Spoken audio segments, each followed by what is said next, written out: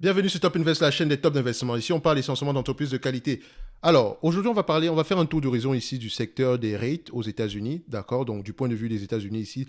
J'ai essayé de faire un condensé de ce que j'ai pu lire ici sur le site en question, c'est Narrate. Donc, c'est un site un peu, c'est l'association américaine, voilà, des entreprises qui exercent dans le secteur des real estate ici. Donc, on va le mettre ici, c'est ça, c'est National Real Estate Investment Trust. Donc, un document que j'ai lu ici, d'accord, et j'ai essayé de, voilà, d'à peu près arranger ça à quelque chose qui pourrait à peu près être, voilà, être présenté en commentaire, ok.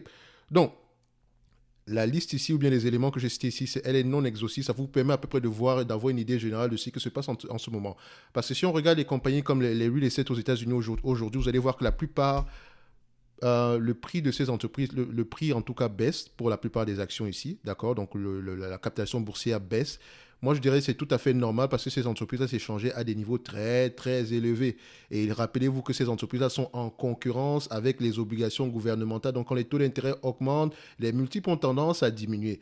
Et en supplément de ça, ce sont des entreprises endettées. Pas toutes, mais certaines sont endettées. Donc, il n'y a pas... Et la plupart de ces entreprises également toutes ne sont pas aussi qualitatives que ça. Et il y en a très peu.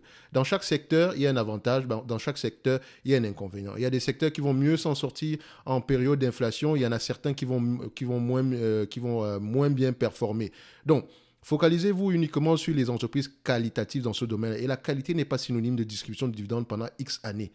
D'accord? Parce que ce dividende-là même peut être un poids supplémentaire par rapport à la stabilité financière de la compagnie à long terme. Je vous laisse ici, par exemple, aller regarder l'histoire sur Massrich. D'accord? Je ne sais pas si vous connaissez cette compagnie-ci. Elle existe encore, mais c'est une entreprise qui s'échangeait à des valorisations très, très élevées. Massrich, à un moment donné, c'est une entreprise qui valait 85 dollars l'action.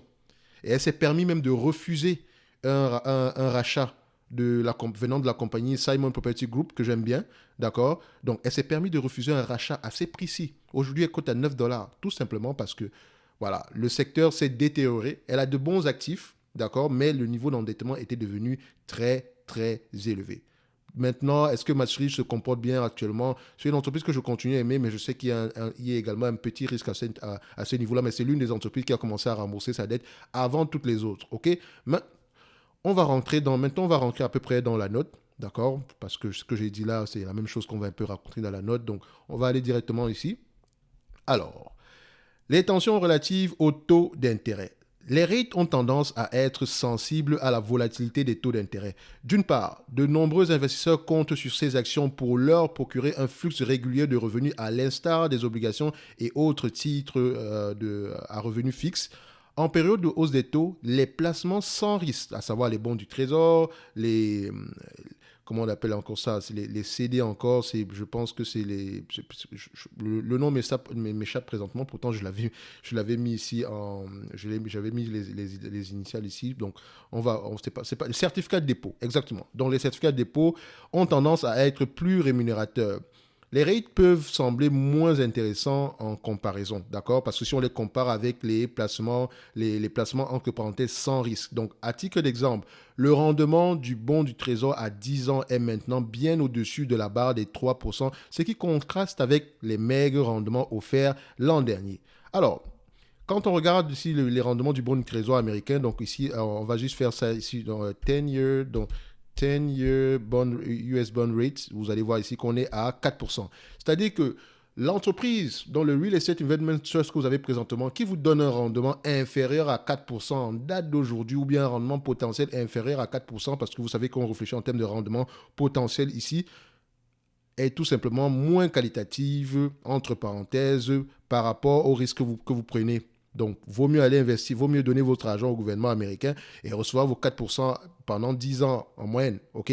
C'est vrai également que vous n'aurez pas, vous n'aurez pas pouvoir bénéficier de la puissance des intérêts composés ici. D'accord? Mais au moins, vous aurez la garantie de récupérer votre capital. Donc, quand les taux d'intérêt augmentent, il y a un effet négatif par rapport à la valorisation de ces entreprises. C'est la raison pour laquelle vous allez voir qu'énormément de rates présentement semblent avoir des rendements très, très élevés. OK? C'est bien, mais ça pourrait également représenter un piège parce que maintenant, la dette va compter. C'est à l'heure actuelle que la dette va compter. Et si vous n'avez pas inclus la dette dans vos raisonnements quand vous avez acheté ces entreprises-là, voilà, ça va être compliqué pour vous. Donc, on continue. Alors, il ne fait aucun doute que ce scénario a créé une certaine pression sur les rates et les investissements similaires, à savoir les utilities, les Master Limited Partnership. Donc, dernièrement, on me posait la question par rapport aux utilities ici. Ce n'est pas un secteur que j'aime. C'est un secteur très endetté. Allez-y voir les free cash flow. Il y en a énormément qui n'en ont pas. Vous pouvez aller regarder une entreprise qu'on appelle Southern Company. The Southern Company n'a pas de free cash flow. Vous allez aller regarder, on m'a posé la question sur Pinac West Capital, je pense que c'est comme ça que ça s'appelle. Il n'y a pas de free cash flow.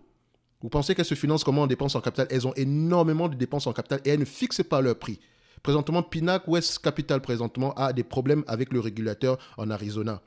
D'accord? Parce qu'elle voulait augmenter les prix à un certain niveau. On lui a dit, oh stop, on va plutôt te permettre ça. Et elle n'est pas d'accord. Donc, allez-y voir à peu près qu'est-ce qui se passe à ce niveau-là. Donc, le prix de l'action de cette entreprise-là baisse justement parce qu'elle a des problèmes avec le régulateur en ce moment. Elle en a besoin. Elle a besoin de cette augmentation des prix-là. Et ça ne sera même pas suffisant pour qu'elle puisse générer des free cash flow. Pourtant, elle vous paie un dividende qui est stable et croissant année après année. D'accord? Un gros rendement. Mais c'est un gros piège également. Moi, je n'aime pas les services, les compagnies de services publics. Très rares sont ces compagnies-là qui gagnent de l'argent. Également, on pourrait dire la même chose avec les Master Limited Partnership.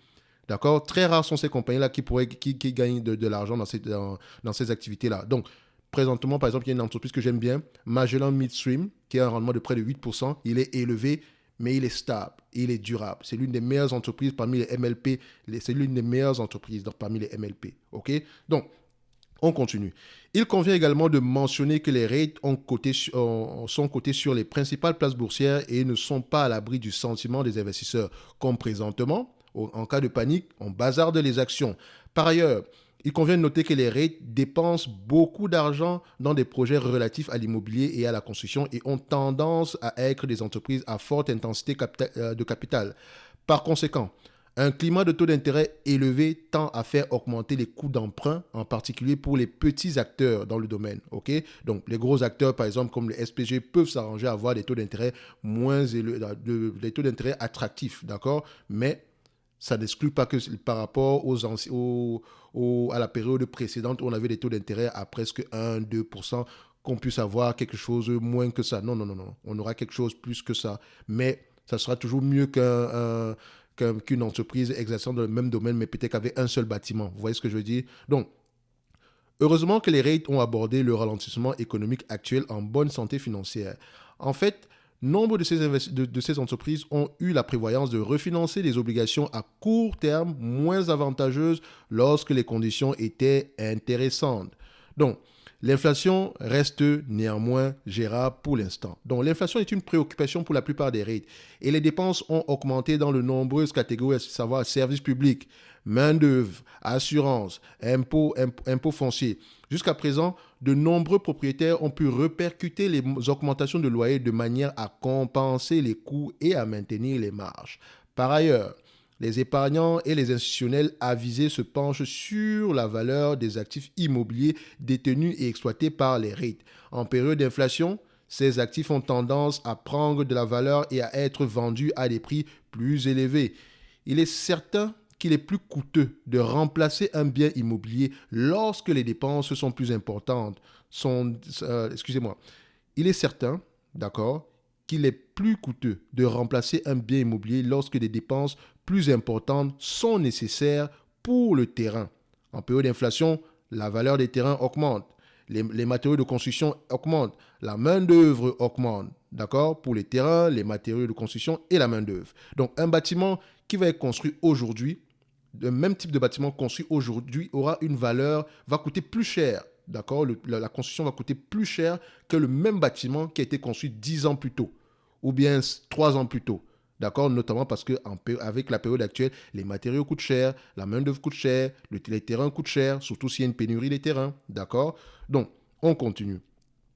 Néanmoins, il y a quelques secteurs à suivre dans le domaine des real estate, d'accord? Parce que toutes les real estate ne font pas la même chose, d'accord? Tous les rates ne font pas la même chose. Il y a des domaines que vous pouvez favoriser plus que d'autres, d'accord? Donc, par exemple, j'ai cité juste deux ici, mais voilà, ça ne s'arrête pas juste à ces deux-là. Premièrement, le marché des appartements est important et devrait continuer à bien se comporter.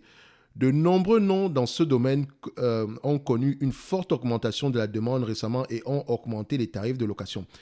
Petite parenthèse, l'entreprise qu'on appelle Blackstone a fait énormément d'acquisitions dans le domaine. Il y a une des vidéos où je parlais des rates ici, où je vous disais que Blackstone fait beaucoup d'acquisitions. Ça m'intrigue.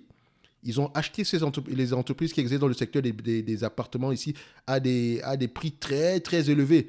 Mais je pense qu'eux, ils voyaient déjà qu'en période d'inflation, ils vont pouvoir augmenter le prix, ce qui va leur permettre de pouvoir récupérer leur mise de départ rapidement. Donc, les appartements, présentement, peuvent être une opportunité d'investissement. D'accord? Donc, dans le climat actuel, la tendance à la location devrait rester forte car la situation sur le marché du travail est dynamique et les salaires sont bons, à condition que ça reste ainsi, d'accord? Parallèlement, la hausse des taux hypothécaires rend l'achat de maisons unifamiliales plus difficile, en particulier pour les jeunes consommateurs. D'accord? Ceux qui n'ont pas encore acheté de maison présentement, c'est un peu difficile pour eux d'acheter une nouvelle maison parce que il n'y a pas de... Comment dire ça? Les taux d'intérêt sont très, très élevés actuellement. Donc, pour donner une idée de la situation, il faut savoir que les taux hypothécaires ont atteint la barre des 6% pour la première fois depuis de nombreuses années et que la situation ne semble pas vouloir s'améliorer. Le secteur des rates de commerce, de détail, semble également intéressant. Donc, les rates de commerce et de détail ici, c'est un peu des rates comme, comment on les appelle encore, comme Realty Income. OK? Donc, maintenant que le coronavirus semble maîtrisé, les consommateurs délaissent les achats en ligne et reviennent aux centres commerciaux pour se procurer des biens et se divertir. L'équation de l'offre et de la demande semble bien équilibrée dans ce secteur car il y a eu peu de nouvelles constructions. Rappelez-vous qu'aux États-Unis, les entreprises qui exercent dans ce secteur-là ont été bazardées parce qu'il y a trop de centres commerciaux aux États-Unis. Or, les centres commerciaux n'ont pas la même valeur. Elles n'ont pas, il y a plusieurs types de centres commerciaux. Il y a des centres commerciaux de meilleure qualité de classe A et des centres commerciaux de moins bonne qualité qu'on va généralement classer dans les classes D, etc. Par exemple, aux États-Unis, les centres commerciaux de classe A, c'est le business model de Simon Property Group. Elle investit uniquement dans la crème de la crème, dans les centres commerciaux. C'est également le même business model avec Clépierre. Et vous allez voir que Simon Property Group détient du Clépierre. C'est également le même modèle dans une certaine mesure avec Unibail. D'accord? Parce que Unibail a des centres commerciaux de bonne qualité, mais également des centres commerciaux de moins bonne qualité. D'accord? Mais elle a plus de centres commerciaux de bonne qualité que de moins bonne qualité. Or, elle veut bazarder ses centres commerciaux de moins bonne qualité en date d'aujourd'hui. Donc, voilà peut-être des entreprises qui pourraient être intéressantes ici. D'accord? J'aime bien SPG. Je vous dis toujours que j'aime cette entreprise-là. Allez-y regarder cette compagnie. Allez-y creuser. D'accord? C'est l'une des meilleures compagnies en termes de business model dans ce domaine-là. Elle est très, très bien gérée. Je dis bien très, très bien gérée. Donc, on continue ici. Donc, secteur de propriété, de tendance à bien se comporter. Alors, donc, on continue ici. Certains des opérateurs du secteur de la vente au détail se sont concentrés sur des actifs de haute qualité qui ont tendance à bien se comporter. Donc, une entreprise comme Tesla va choisir d'aller peut-être exposer dans un centre commercial de classe A. Donc, ces propriétés attirent les enseignes de détail haut de gamme qui sont financièrement saines. D'accord, c'est très important. Ce n'est pas parce que vous êtes classe A que vous allez avoir n'importe. Il faut avoir également des gens qui ont la capacité de payer les loyers même en période difficile. OK?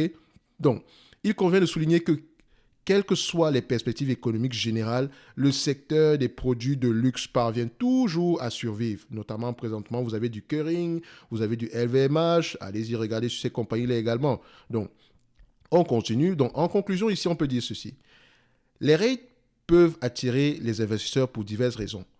Nombreux sont ceux qui ont déjà envisagé de posséder un bien immobilier générateur de revenus, mais qui ont été refroidis par les responsabilités liées au rôle de propriétaire. Les rates cotés en bourse permettent aux investisseurs de détenir une participation dans un portefeuille immobilier sans tous les tracas que cela implique. Par ailleurs, les parts de rates, contrairement aux biens immobiliers physiques, sont très liquides et peuvent être achetées et vendues quand on le souhaite. Donc, les rates peuvent contribuer à améliorer les portefeuilles d'investissement. Ces actions offrent un revenu et une stabilité et peuvent être utilisées pour réduire la volatilité du portefeuille. Parfois, les rates peuvent même évoluer à contre-courant du marché en général et produire des rendements positifs en période difficile. Certaines des valeurs de ce secteur ont vu leur prix baisser au cours des derniers mois et se négocient désormais à des valorisations plus raisonnables. De plus, les rendements des dividendes devraient être plus attrayants en raison de l'augmentation des versements.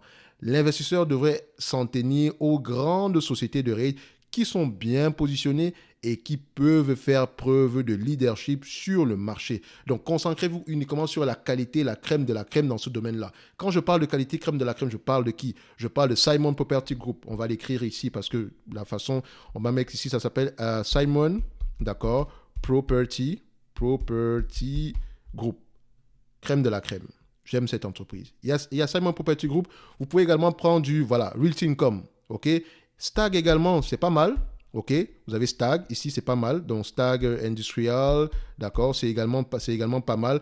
Il y a également une entreprise qu'on a étudiée ici, American Tower, qu'on a étudiée sur cette chaîne-ci, qui était chère à un moment donné. D'accord? En date d'aujourd'hui, American Tower. Donc, par exemple, American Tower, AMT Stock. D'accord?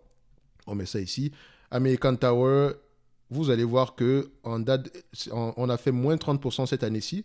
En date d'aujourd'hui, on a 3% de rendement et ça continue à être de plus en plus intéressant. Je n'ai pas regardé l'entreprise depuis un certain temps ici. Je pourrais le refaire ici. Mais voilà peut-être des entreprises que vous pouvez regarder. Attention, je n'ai pas oublié, il y a une entreprise également que j'ai toujours aimée, U-Haul. U-Haul ici, l'entreprise c'est U-Haul, mais ça s'appelle ici Amerco. Voilà, la compagnie c'est Amerco Stock. Donc, c'est un peu une compagnie d'assurance. Elle n'est pas dans les rates parce qu'on va la classer dans les assurances parce qu'elle a un volet assurance. Mais son plus gros business, c'est ce sont les entrepôts, les entrepôts uniques. Comment on les appelle encore ça? Les centres d'entreposage, en fait. Par exemple, quand vous voulez déménager ici, voilà, si vous avez beaucoup d'affaires, vous pouvez aller entreposer vos affaires dans les entrepôts, dans des box ici, dans des box appartements, par exemple, à U-Haul, ou bien louer un camion ou des choses comme ça, d'accord? Donc, voilà peut-être des entreprises qui pourraient être intéressantes. Il y a Amerco, il y a également Public Storage.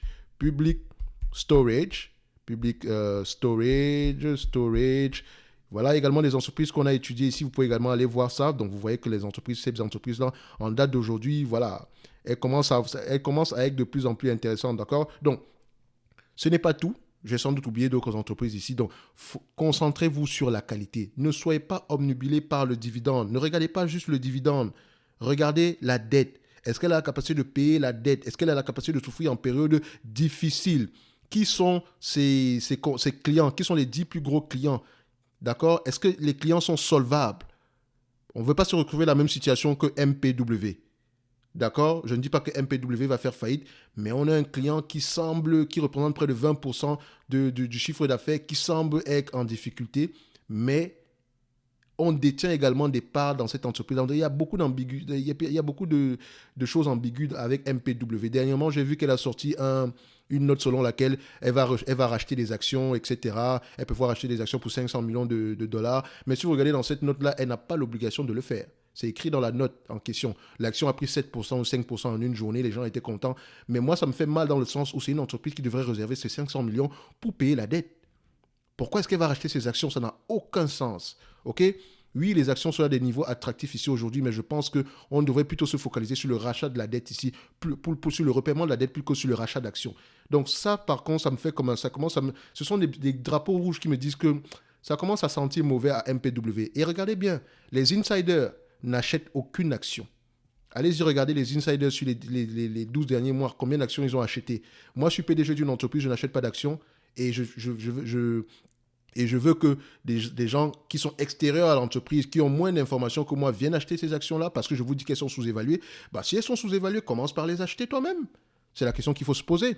Donc, ici, on va se limiter là. Voilà un peu le tour d'horizon des rates ici en date d'aujourd'hui. Les taux d'intérêt auront un effet négatif, certes, mais également, elles ont tendance à augmenter leur loyer en période d'inflation, dont elles ont tendance à mieux se comporter que la plupart des entreprises ici, d'accord, parce qu'elles ont un pricing power qui est certain. Mais également, il faudrait regarder dans quel secteur elles opèrent. Donc, le secteur des appartements, c'est bien. D'accord? Le secteur des commerces au détail, c'est bien, mais le secteur du commerce au détail qualitatif. Le secteur également des data centers est bien. Le secteur également des warehouses est bien parce que je pense que le e-commerce va continuer à augmenter de plus en plus. Donc, ce segment-là également est bien. Donc, je vous ai parlé de Argan en France dernièrement. Allez-y regarder Argan.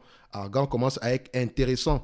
Argan commence à être intéressant. Je continue à me répéter. Argan commence à être intéressant. OK? On émet déjà l'entreprise à 94, à 90 dollars l'action, 90 euros l'action. Rappelez, aujourd'hui, on est à 70 et elle a une valorisation des actifs aux alentours de 110 euros par là.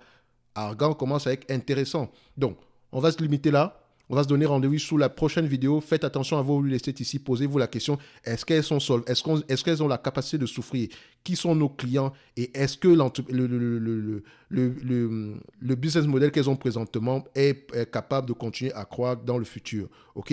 Donc, on va se limiter là. On se donne rendez-vous sur la prochaine vidéo. Merci.